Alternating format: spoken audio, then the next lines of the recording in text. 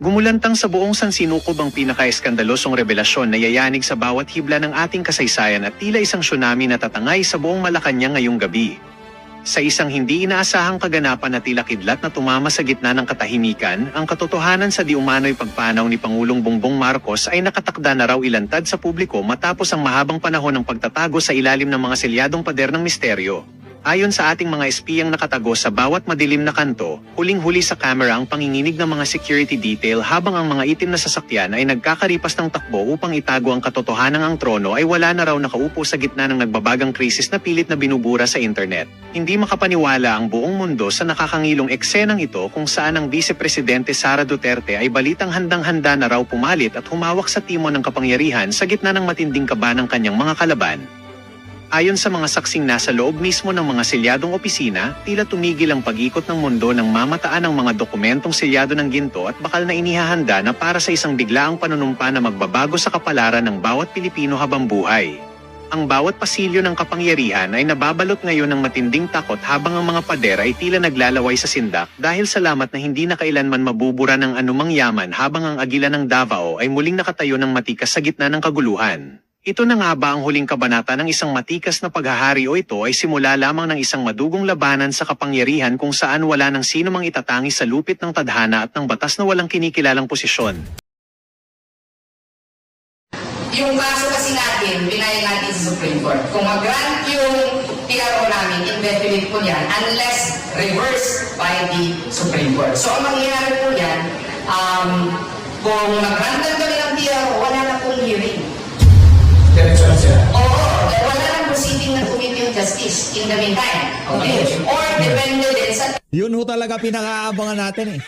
Yung wala na mag-grandstanding dyan sa committee na yan.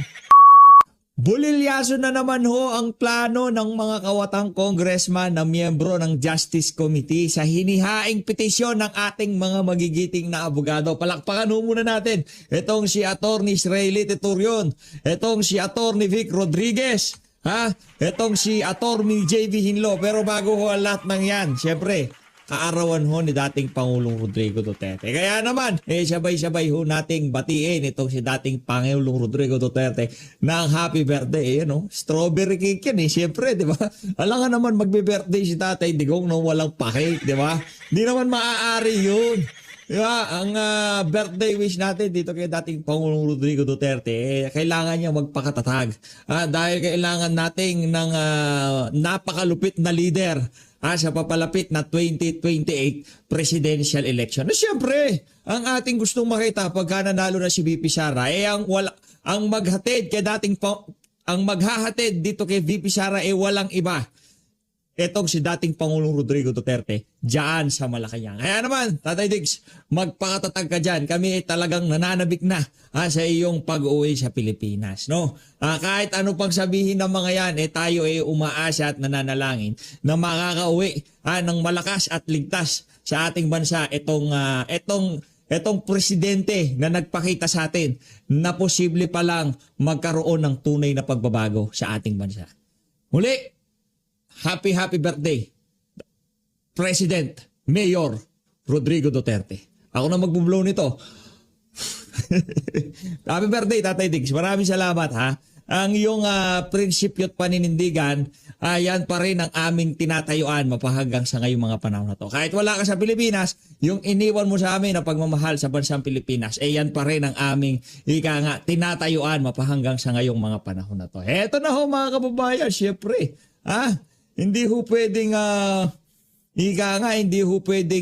hindi ho natin pasadahan itong isinampang petition sa Korte Suprema ng ating mga magigiting na abogado. Lagi na lang hong barado ang galaw ng mga magnanakaw na kawatan na congressman dyan sa Committee on Justice. Ito ang problema kasi sa inyo, ang hihilig nyong gumamit ng kung ano-anong salita. Ang trial sa impeachment sa Senado. Hindi dyan sa House of Representatives. Kung sufficient inform and substance, rekta na kayo sa plenaryo, pagbotohan nyo na yan. Di ba wala namang problema sa atin? Okay lang yan. Kung matransmit yung mga articles of impeachment sa Senado, walang problema. Yun ang tamang lugar para sagutin ni VP Sara yung mga kasinungalingang ibinabato nyo sa kanya. Heto, nagsampa ng petition for certiorari and for revision with prayer for a TRO and or writ of preliminary injunction sa Supreme Court ang grupo ng mga abogado laban sa House Committee on Justice hinggil sa umuusad na impeachment proceeding kay Vice President Sara Duterte.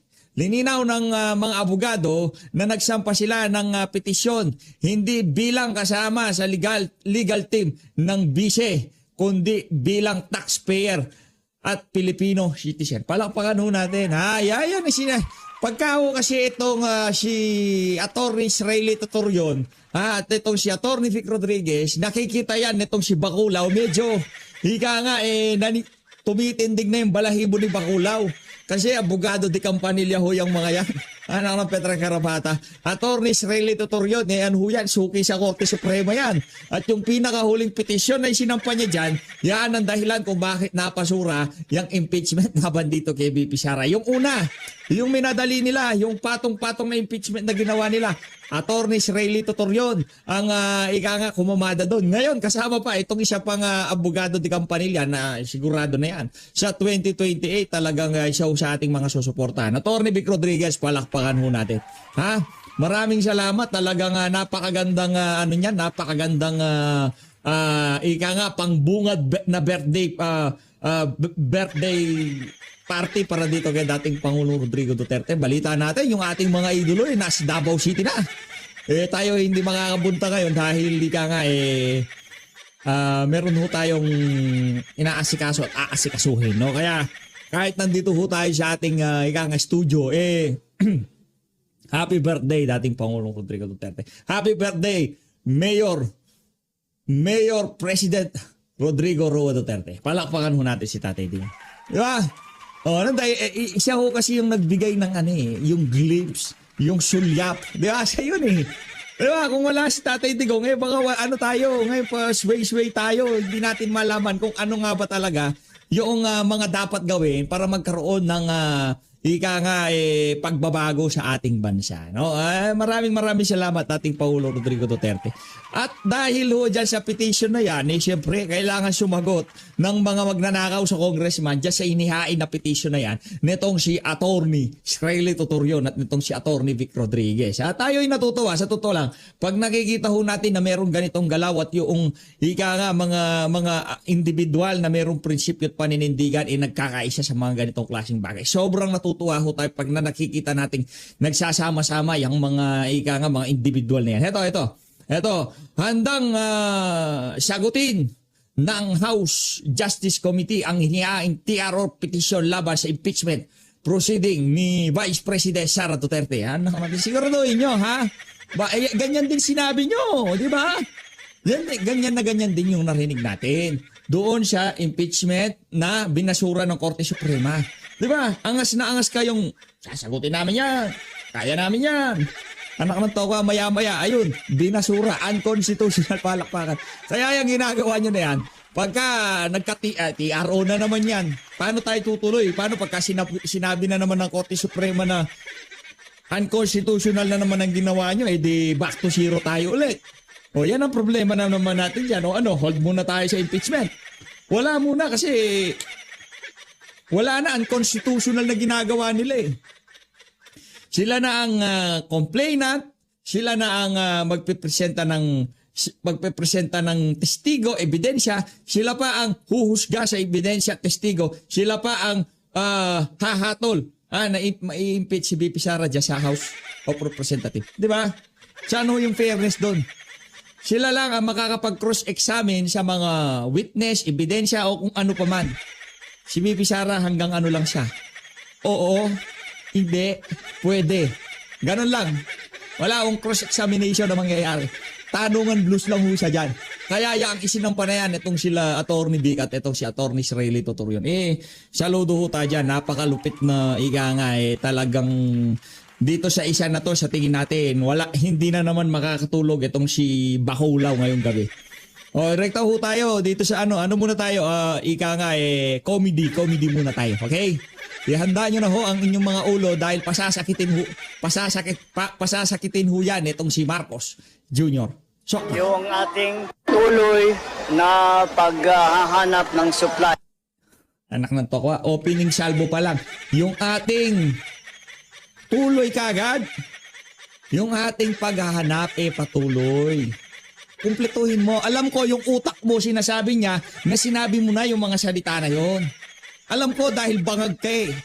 Alam ko dahil damage na yung tuktok mo na yan eh. Sa kakapulburon mo eh. Nakakasira ho ng tuktok yan. Yung kakasinghot ng pulburon. Kaya tayo ho dito sa PH Update, kung sakaling nagrarap yung sintu-sintu na yan, hindi na ho tayo nagtataka. Nakakasira ng tuktok ang pinapasok niya sa utak niya. Ng langis at saka mga produktong petroleum products. At sinabihan ako ng namamahala ng Petron, si Mr. Ramon Ang, na sa kasalukuyan, ang ating supply ay hanggang end of June, June 30. Anak ng Petron Garapata.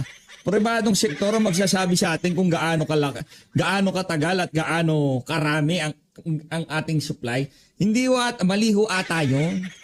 Maliho ata. Ibig sabihin, hindi talaga natin kontrolado.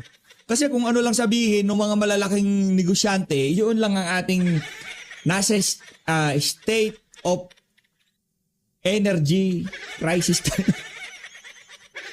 Hindi ba pwedeng tayo nang magsabi, tayo nang tumingin sa mga libro nila? Walang Ramon Ang, walang mga oligarko ang magsasabi kung gaano pa karami supply natin. Yung confidence, kaya yung confidence ng ating mga kababayan, nawawala sa gobyerno dahil sa mga ganyang klaseng kabangagan nitong si Marcos Jr. 30, kung may supply tayo hanggang June 30. Pero hindi ibig sabihin na titigilan na natin ang paghahanap pa. Lahat ng mapuntahan natin at makausap natin ay sinasabi natin maghahanap tayo kahit saan. At hindi lamang yung crude oil, kundi lahat ng produktong petrolyo, gasolina, diesel, kerosene, jet fuel, lahat yan ay naghahanap tayo sa buong mundo. Mabuti naman at Naghahanap sa buong mundo. Ano yan? Worldwide searching ang nangyayari. Anak ng tawa ba? Pati ba sa Africa naghahanap tayo? Ganon, Mr. President, nakakatanga naman yung mga maganda ang relasyon natin sa ating mga naging kaibigan na iba't ibang bansa na kinakaibigan natin at malapit ang ating ang relasyon natin sa kanila. Pinagbibigyan naman tayo dun sa pagbigay ng supply dahil karamihan na oil producers ngayon ay hindi masyadong nag-export. Pero pinagbibigyan nga tayo, they give us special consideration and concessions para dito. Kaya nandyan ang supply natin. Meron mga... yung Sara Sky. Pambihira, ibinibida mo. Antinding pang tutrol ng nangaharasya Matinding pang tutrol ho yun mga kababayan. Mantakin nyo sa dami-dami ng mga barkong pwede nilang ipadala. Ang pangalan pa ng barko, Sara Sky. Palakpakan. Pambihira. Nagtatanong din kung ano yung mangyayari sa ASEAN Summit. Nagtanong kami sa lahat ng we have consulted with our counterparts in the other member states. Cancel na yan. Anak ng toko, anong gagawin nyo dito? Ang gagawin nila dito, bangag yung presidente natin. Anong gagawin ng mga karating bansa natin dito sa Pilipinas? Anong pag-uusapan nila? Yung schedule mo ng pagpupulburon? Ibibida mo sa kanila kung paano katindi yung pangsinghot ng ginagawa mo? Ilang balik ba yan, Brad, pagka suminghot ka? Nakakailang balik ka ba? Napanood ko si Aklas di ba? Matindi yun. 10 balik yun. Ikaw, ilang balik ang kaya mo? The 10 other member states. And the question that I asked them is very simple. Would you prefer... Kaya mo bang magtanong ng complex question? Kaya mo ba? Kaya mo bang maglatag ng complex na tanong? Kaya simple lang yan. Kasi yun lang ang kaya mo. Kung yung pa English mo lang, hindi porket nag-English ka, automatic malalim ka. Huwag ko kayo maniwala doon. Napakalaking kabalbalan nun. Kaya si Tatay Digong, bihira mag-English yun eh. Kung pwede nga lang bisayain tayo nun, bibisayain tayo nun. Because everybody is busy with the oil crisis that's going on because of the war in the Middle East. Would you like to postpone the ASEAN summit? The consensus that we came to is that it is precisely now that we must coordinate our efforts. So that is what we are going to do. Ipapatuloy natin yung ASEAN summit. Ngunit the way that we describe it is that we have it is a bare bones ASEAN summit. It's just we will be talking about three main subjects: about the supply of petroleum and petroleum products, about the supply of food and the price of food, and migrant workers. Those will be the three subject matters that we will be taking up in the ASEAN summit. It will be over a period of maybe a day and a half. Imbes na yung mahaba, what we had planned, lahat ng plinano natin, sabi ko, baka hindi naman ngayon ang panahon na masyadong elaborate ang ating preparasyon. Ang kailangan talaga sa panahon na ito ay makapag-usap kami mga leader upang malaman natin kung what do we do in the future, what do we do for the rest of the year, what do we do, how can we help each other, and what is the ASEAN position regarding all of these shocks that are coming our way. So that is yun ang nagiging usapan sa ASEAN.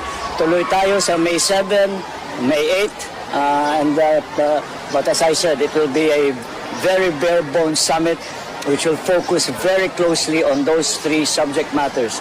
Ang dami pang angulo, naklantaw ka. Paulit-ulit naman, nakailang minuto ka na sa ASEAN? 6 minutes lang nga lang yung interview mo na yun, bababaran mo pa sa ASEAN? Oil, food, and migrant workers. Sir, sa halip na dalawang leader summit, isa na lang po ba ang magiging leader summit? Tingnan nyo ho, yung reporter tanong pa summit.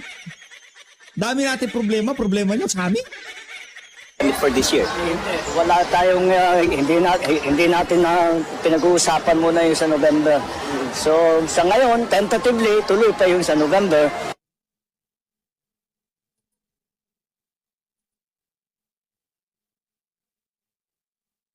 Ginawa na lang. Tapos na yun. That's what. Siguro by September, October, magtatanong na tayo kung ano yung gustong gagawin ng yung mga ibang leader. Kung makarating man sila, etc. So, pero right now, we're focused on the summit in May. Sir, may nananawagan na kongresista na bawasan po ang budget ng ASEAN. From 20, gawin na lang daw po 10.